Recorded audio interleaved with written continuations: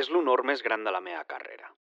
Així va ser com Alexandre Vilaplan va definir capitanejar la selecció francesa durant la primera Copa del Món l'any 1930.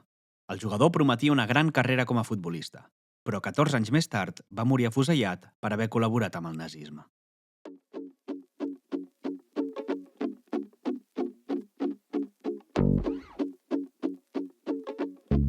Sent històries de futbol.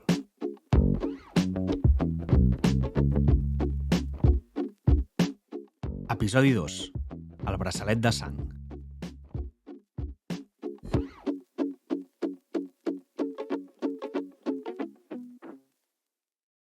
Vilaplan va néixer a l'Algèria francesa a finals de l'any 1905 i la seva infantesa va estar envoltada de pobresa. El seu futur no era massa prometedor, però tot va canviar quan l'any 1920 es va mudar a París amb el seu tiet.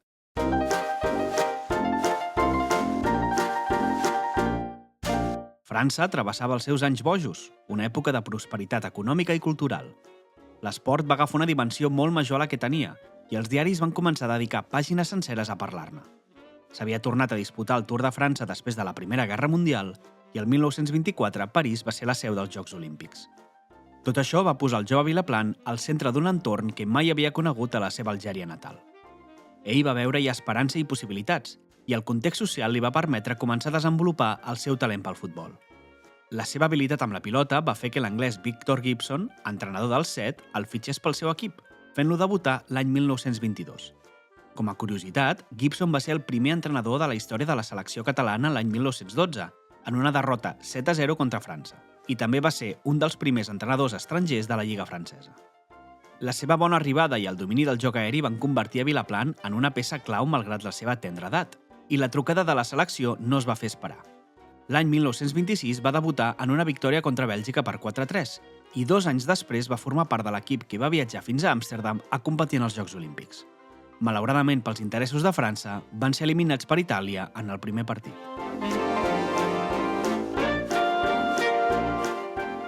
Vilaplan, no obstant, seguia creixent com a futbolista a passos de gegant, i el seu nom no va trigar a fer-se popular entre les masses. La seva personalitat i presència pública el van convertir en tota una celebritat i va començar a viure una vida com la que molts futbolistes tenen avui dia. Era evident que seria convocat per anar a la Copa del Món inaugural del 1930, però no s'esperava que ho fes com a capità. Paul Nicolas era qui tenia aquest rol. Era el seu màxim golejador històric en aquell moment i una de les grans estrelles del futbol francès. Però una barreja de circumstàncies el van portar a no poder viatjar fins a Uruguai a disputar la competició. Mancats d'un capità, Vilaplan va ser l'escollit per liderar la selecció, convertint-se així en el primer africà a lluir el braçalet de la selecció gala. L'any 1930, anar a una Copa del Món era molt diferent a com és avui dia. Molts futbolistes no eren professionals, sinó que eren jugadors amateurs amb altres feines. Fer un viatge fins a Sud-amèrica i estar setmanes fora de la feina no era assequible per tothom. Sumat a això, no cobraven per participar-hi. Jugar amb la selecció era més aviat una qüestió d'orgull. Tampoc ajudava que la FIFA hagués decidit que la seu seria l'Uruguai, vigents campions de les darreres 2 edicions dels Jocs Olímpics. Molts equips europeus no van voler participar-hi al·legant que el trajecte en vaixell era massa llarg, i només França, Romania, Bèlgica i Iugoslàvia van anar-hi. Tots 4 països van viatjar junts en el mateix vaixell durant 3 setmanes. Un viatge que també tenia com a passatgers el president de la FIFA Jules Rimet i el trofeu. Egipte no es va poder presentar al torneig perquè una tempesta al Mediterrani els va fer perdre el seu vaixell.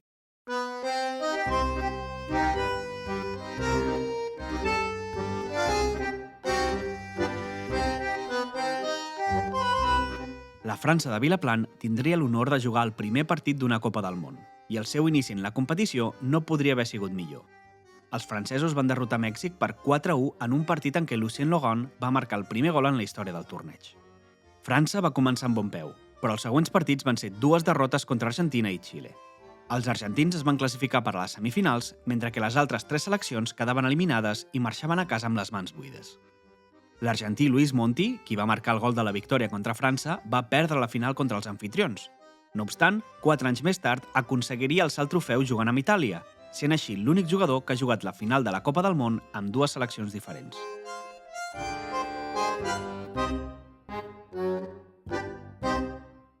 Vilaplan tenia davant seu un futur prometedor com a esportista, però després de l'eliminació de la Copa del Món va deixar la selecció i el seu rendiment en l'àmbit de clubs va disminuir considerablement. Malgrat que el motiu mai no va quedar clar del tot, no calia ser un gran investigador per veure que els diners tenien alguna cosa a veure. De fet, era un secret a veus que l'amor que Vilaplan tenia als diners i a la bona vida superaven el que sentia pel futbol. Nacionalment, Vilaplan es movia a l'equip que més diners li pagués, fitxant així pel Nimes l'any 1927 i pel Racing Club 2 anys més tard. El futbol no es va professionalitzar a França fins l'any 1932 i això no permetia l'estabilitat laboral que molts esportistes volien. Vilaplan, com a personalitat mediàtica que era, sí que rebia un bon sou per jugar a futbol, camuflat dient que tenia altres feines. El Racing Club va jugar l'única final de la seva carrera, casualment contra l'equip que l'havia fet debutar. Va perdre 3-1 i seria el cop que més a prop estaria d'un títol en tota la seva carrera. Tots els diners que Vilaplan aconseguia jugant a futbol els invertia en la seva vida nocturna. Era habitual veure'l freqüentant bars, cabarets i establiments de joc. A mesura que el consumia al submón de les ciutats franceses, el seu rendiment al camp empitjorava. Va continuar jugant i canviant d'equips, però ja no era el jugador que havia sigut en els seus inicis, i els equips ja no estaven disposats a invertir quantitats de diners tan elevades en ell. Totes les anècdotes dels seus últims anys com a futbolista estan tacades per algun escàndol. L'any 1933, mentre jugava amb l'Antibes, l'equip va guanyar una de les dues sublligues nacionals que existien a França. S'havien fet 2 grups de 10 equips, i els 2 primers classificats després havien de jugar una final per decidir el campió francès. El Lille els esperava, però ràpidament es va veure que hi havia hagut suborns i que s'havien pactat les victòries de l'Antibes. L'entrenador va ser sancionat i Vilaplan va rebre una petita multa. Després d'un breu pas per Niça, va fitxar per l'Hispano Bastidien, on entrenava un vell conegut, Victor Gibson. Quasi no va jugar, no anava als entrenaments i no va poder acabar la temporada perquè va ser condemnat a presó per arreglar curses de cavalls. Un cop acabat el seu recorregut com a futbolista, la Segona Guerra Mundial li va donar una nova oportunitat de fer diners. La invasió francesa per part de l'exèrcit nazi va dividir el país entre la zona controlada pels alemanys i la zona lliure amb seu de govern a Vichy. Vilaplan va veure que es podia aprofitar del mercat negre que existia entre les dues zones per guanyar diners.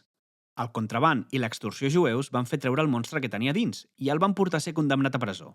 Però el criminal Henri Lafont i l'oficial corrupte Pierre Bonny el van treure d'allà i el van reclutar per la Carling, també coneguda com la Gestapo francesa.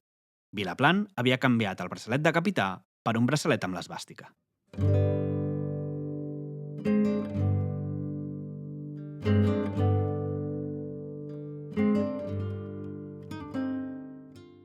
Sota les ordres de Lafont i Bonny, l'exjugador es va convertir en una figura important. Com que la resistència francesa guanyava força, es va crear una brigada de nord-africans per combatre aquells que s'oposaven al nazisme. Vilaplan va arribar a ser el líder d'una secció d'aquesta brigada, lluint un uniforme de les SS i sent conegut amb el sobrenom d'SS Mohammed. Es té constància que Mussidan va participar en la detenció i execució d'11 partisans, alguns menors d'edat, i també se'l situa a la matança d'Oradou-sur-Glane, la matança de civils a territori francès més sagnant de tota la guerra.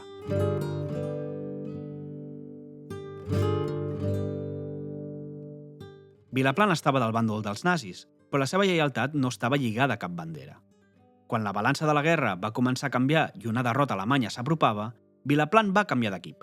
Va deixar d'amenaçar i torturar jueus i va començar a ajudar-los, però sempre a canvi de diners. El 25 d'agost del 1944, la lliberació de París va culminar amb la rendició nazi quan es van lliurar les claus de la ciutat a Charles de Gaulle. Després de la derrota, molts membres del partit van ser capturats, incloent-hi Vilaplan, Lafont i Bonny. Ells, juntament amb molts altres, van ser executats per un escamot d'afusellament el 27 de desembre del 1944 al foc de Montrouge, als afores de París. Quan la bala del rifle s'apropava al seu pit, potser va recordar el seu passat com a futbolista, o potser no. Sigui com sigui, el més probable és que morís sense tenir cap mena de remordiment. Vilaplan va morir un dia després del seu 39è aniversari.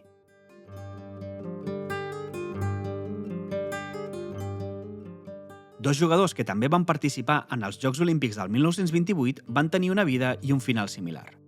Ljubiša Đorđević, que representava la selecció iugoslava, i l'holandès Gejus van der Meulen. Đorđević va ser afusellat i Van der Meulen va passar els seus últims anys amb l'etiqueta de col·laborador del nazisme acompanyant-lo a tot arreu. Curiosament, ells dos també van ser eliminats durant la primera ronda del campionat.